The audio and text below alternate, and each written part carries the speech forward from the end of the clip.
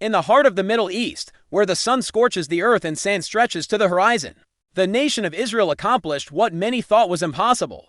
They built a 12,000-kilometer artificial river right through the Negev desert, bringing life-giving water to a parched land, but they didn't stop there. They looked to the vast Mediterranean Sea and figured out how to turn its salty water into fresh, drinkable water on an epic scale. This is the story of one of the most incredible engineering achievements of our time. For decades, the Negev desert in southern Israel was a place of extreme hardship. In the summer, temperatures would soar past 45 degrees Celsius or 113 Fahrenheit. Rain was a rare luxury, and the underground water sources were drying up fast. Agriculture, which was the nation's lifeline, was on the verge of total collapse. Some families had to rely on water being trucked in from far away, all while the shimmering Mediterranean Sea lay just a few miles away, endless but completely undrinkable. This stark contrast ignited a bold and ambitious vision to conquer the desert.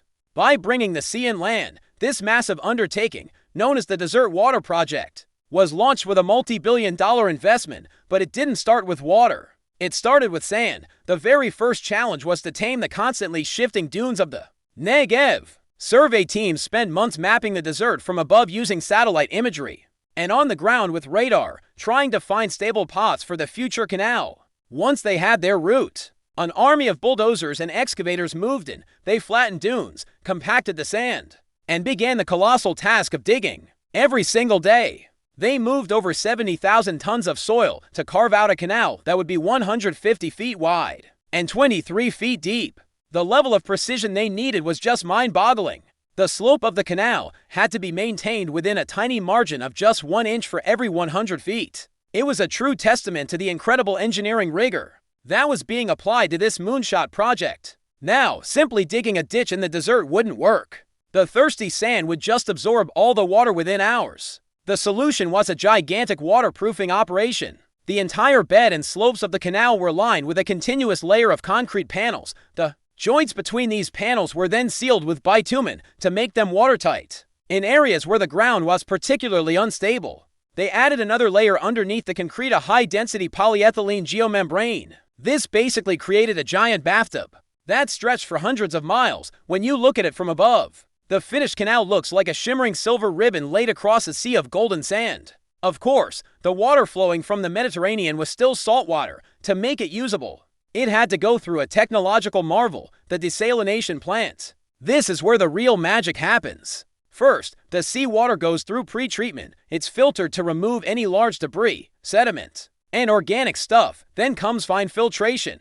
The water passes through hollow fiber membranes that block even microscopic particles, bacteria, and algae. The next step is the heart of the whole process, reverse osmosis. Under immense pressure, the water is forced through semi-permeable membranes. The pores in these membranes are hundreds of times smaller than a human hair. They're so small that only pure H2O molecules can get through, leaving all the salt and other impurities behind. The water that comes out is so pure, it's almost tasteless. So it goes through a remineralization process. Minerals like calcium and magnesium are added back in to improve the taste and for health benefits. Finally, there's disinfection.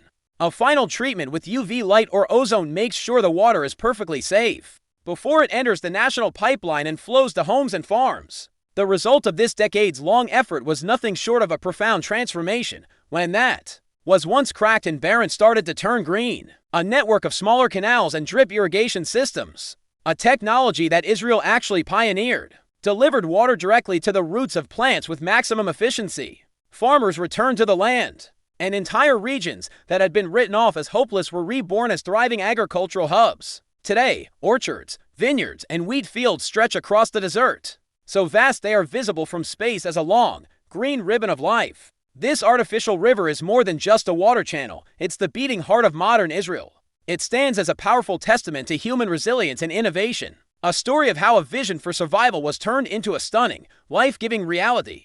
What do you think of this incredible fusion of engineering and determination?